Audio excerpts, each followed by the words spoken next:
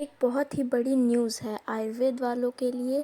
अगर आपने बीएमएस किया है और एमडी या एमएस किया है तो आप लोगों के लिए है एक बहुत बड़ी बिग न्यूज़, जो कि ये है कि अब आयुर्वेद को यानी कि आयुर्वेद बायोलॉजी को ऐड कर दिया गया है यूजीसी नेट में।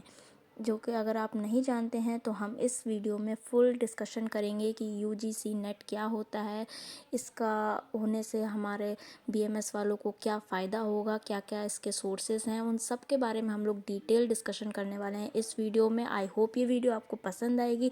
वीडियो पसंद आए तो वीडियो को एक लाइक ज़रूर कर दीजिएगा, चैनल को सब्सक्राइब करना बिल्कुल भी मत भूलिएगा। तो चलिए हम लोग बात करते हैं कि ये यूजीसी नेट क्या होता है।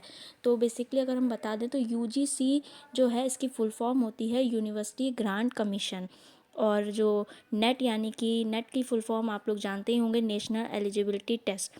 तो ये जो टेस्ट होता है ये एनटीए करवाता है, ऑल इंडिया, ये ऑल इंडिया एग्ज़ाम होता है जो कि एनटीए कंडक्ट करता है। एनटीए को तो आप लोग जानते ही होंगे, जो कि हमारा नीट का एग्ज़ाम भी कंडक्ट करता है।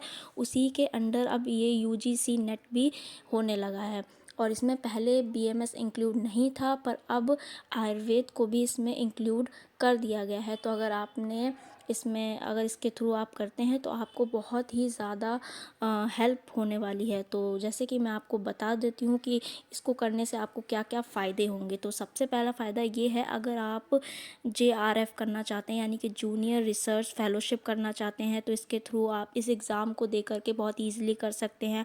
आप असिस्टेंट प्रोफेसर की पोस्ट के लिए अप्लाई कर सकते हैं।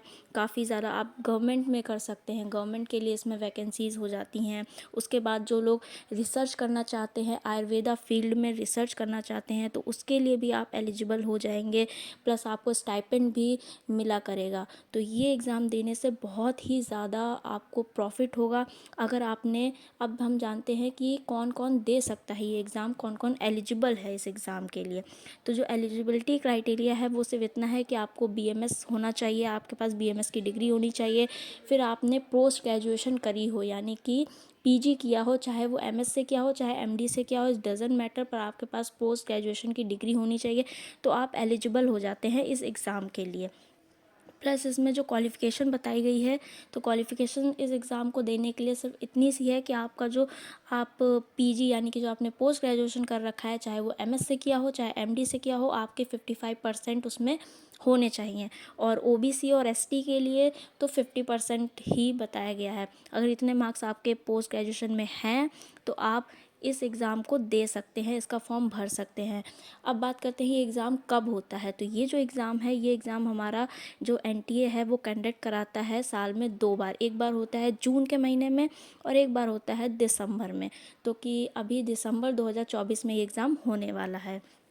और इसकी कोई भी इतनी स्पेसिफिक एज लिमिट नहीं है। आप पीजी के बाद डायरेक्टली इस एग्ज़ाम को दे सकते हैं, चाहे आप जून में दें और चाहे आप दिसंबर में दें। ठीक है। उसके बाद अगर हम लोग बात करें कि इसकी एप्लीकेशन फ़ीस कितनी होगी, तो वहाँ पे अगर हम लोग देखें तो जनरल क्राइटेरिया के लिए 1100 रुपये है, ईडब्ल्यूएस के लिए और ओबीसी के लिए 600 रुपये है, एसटी एसटी पीडब्ल्यूडी के लिए 325 रुपये है। तो ये इसकी कुछ जनरल फ़ीस स्ट्रक्चर मैंने आपको बता दिया है। फॉर्म का जो फ़ीस है वो कुछ इस प्रकार से कैटेगरी वाइज हो जाती है, और इसको देने से काफ़ी ज़्यादा आपको हेल्प होगी आगे रिसर्च में, जो लोग जाना चाहते हैं या फिर जेआरएफ के लिए फ़ेलोशिप करना चाह रहे हैं उसके लिए। नेक्स्ट अगर मैं आपको बता दूं कि इसमें आप लोग सब पूछेंगे कि सिलेबस क्या होगा इस एग्ज़ाम का, क्योंकि मोस्ट इम्पॉर्टेंट है कि सिलेबस क्या है, हमें क्या क्या पढ़ना है, कैसे हम क्वालिफाई कर सकते हैं। तो अगर हम लोग सिलेबस की बात करें तो ये एक वेबसाइट है जो कि आपको स्क्रीन पर शो हो रही होगी। इस वेबसाइट पर जा कर के आप अपना सिलेबस चेक कर सकते हैं। हालांकि मैं इसका लिंक भी आपको नीचे प्रोवाइड कर दूंगी, तो आप उस लिंक के थ्रू भी चेकआउट कर सकते हैं कि क्या क्या सिलेबस है। तो चलिए अब हम लोग देखते हैं कि इसके सिलेबस में क्या क्या पॉइंट कवर किए जा रहे हैं।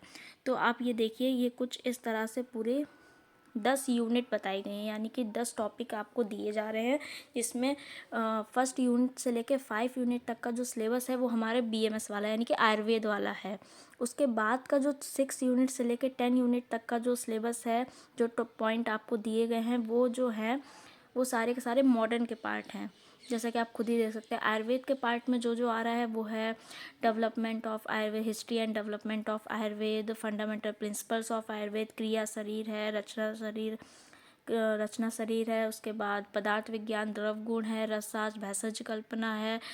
तो ये सारा जो टॉपिक है ये आयुर्वेद का है, ये 5 टॉपिक। उसके बाद के जो 5 टॉपिक हैं यानी कि डिजीज़ बायोलॉजी है, माइक्रोबायोलॉजी है, इम्यूनोलॉजी है, जेनेटिक्स है और फिजियोलॉजी है, बायोकेमिस्ट्री है, ये रिसर्च है, ये सारे जो टॉपिक्स हैं ये मॉडर्न के टॉपिक्स हैं, पर आपको ये भी सारे टॉपिक कवर करने हैं।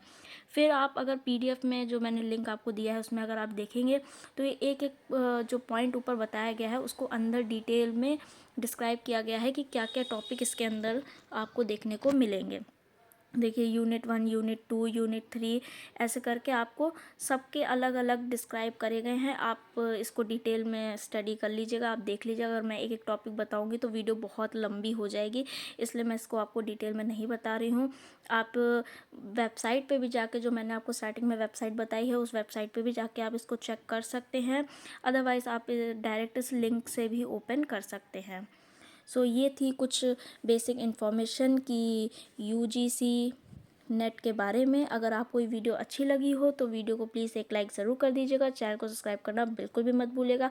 वीडियो से रिलेटेड अगर आपके कोई भी डाउट्स हैं, कोई आपको क्वेरी है तो प्लीज़ कमेंट करके ज़रूर पूछिएगा। मैं आप सबके कमेंट का रिप्लाई करने की पूरी से पूरी कोशिश करूँगी। ओके टिल देन मिलते हैं हम हमारी ऐसी ही नेक्स्ट इन्फॉर्मेटिव वीडियोज़ के साथ। तब तक के लिए बाय गाइस, टेक केयर।